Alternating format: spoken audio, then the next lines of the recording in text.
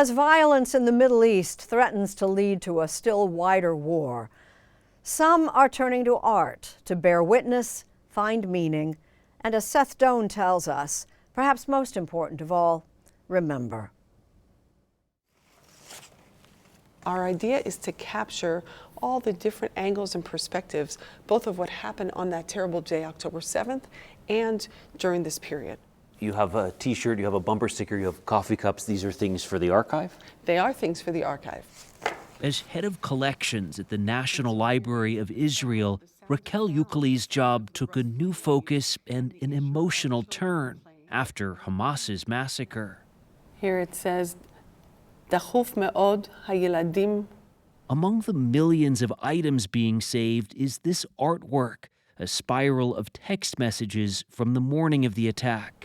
It's very urgent. My children are alone in the house of Dvir. Sorry. It's tough to read. It's tough to read. She showed us examples of what they're collecting: ribbons and memorabilia, posters, prayers, and tributes.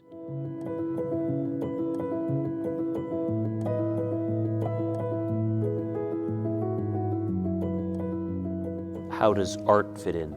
Art is a way that human beings try to make sense of reality. This growing collection, called Bearing Witness, is housed in the library's striking new stone building in the heart of Jerusalem.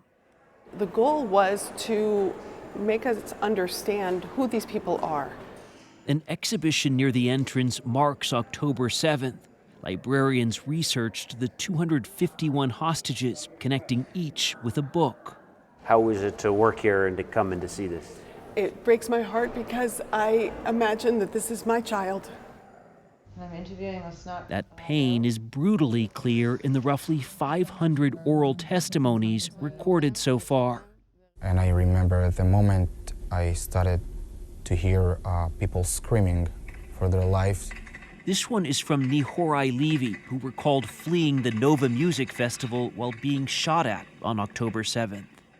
It's a massive amount of material, to the digital equivalent of 50 billion pages. How do you know what to select and what not to select? Our goal is to collect as much as possible because we don't know what's going to be significant 50, 100, 200 years from now. We have a very large collection of the Hamas GoPro videos that they took on October 7th as they moved through and slaughtered people. How about the destruction carried out by the Israeli army? We are capturing the history and the stories of what is happening in Gaza as well. Just about 20 miles from the library in the occupied West Bank, across a physical separation barrier and a gaping cultural rift, is the Palestinian Museum. We contacted our colleagues in Gaza and we offered them this space. Here they're marking the conflict from the Palestinian perspective. This collection is housed in an also impressive contemporary structure set amid gardens not far from Ramallah. I was assigned to the museum on October the 5th, and I entered my office on October the 8th. He sees this as a museum on the front lines. We had big questions about what could be the role of a museum during a genocide. How can we be involved? You use a pretty loaded term, genocide. Yeah. They might not call it genocide for technicalities, but for us, this is how it feels.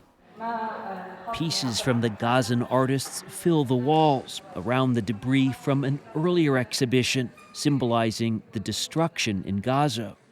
Those holes in the artwork became part of its history. So Holes from shrapnel. yeah, exactly. It was a challenge just amassing these works. Sometimes pieces were smuggled out or painted outside of Gaza and not allowed in. In the middle of a war, aren't there more important things to think about than art? Yes and no. Culture and art is centered in this conflict because it's all about memory and imagination. Can we remember who we are and what Palestine looked like before? Can we imagine a better future other than the status quo we are facing and we are forced to live now? When one of the artists dies, they add a black ribbon to their nameplate. So far, about 5% of the Gazan artists represented here have been killed.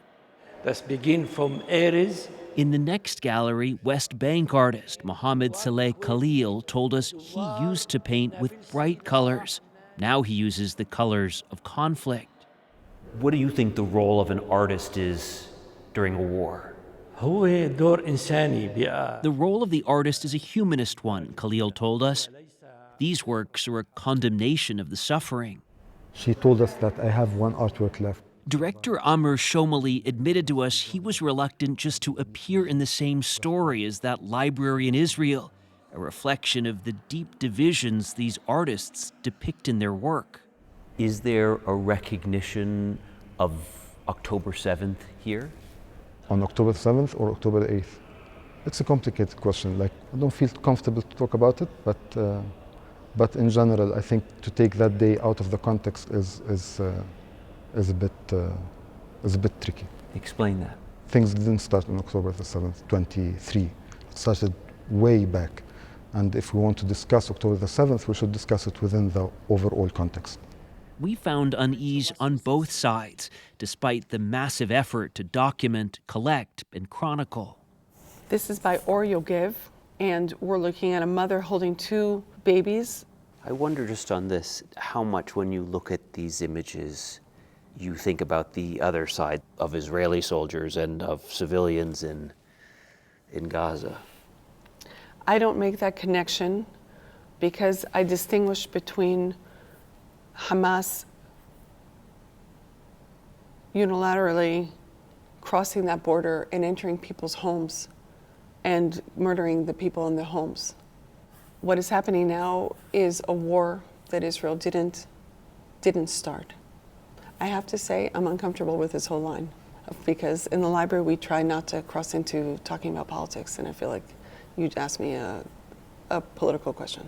Okay, but it's a pretty political situation, don't you think? Right, no, but when I'm here as the representative of the library and not Raquel Euclides.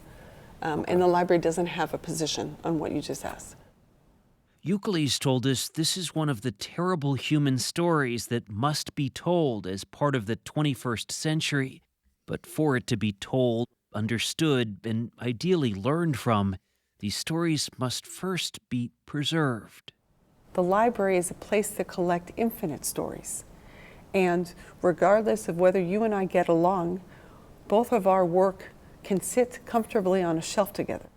This is not binary. This is extraordinarily complicated, and each individual deserves to have their story told.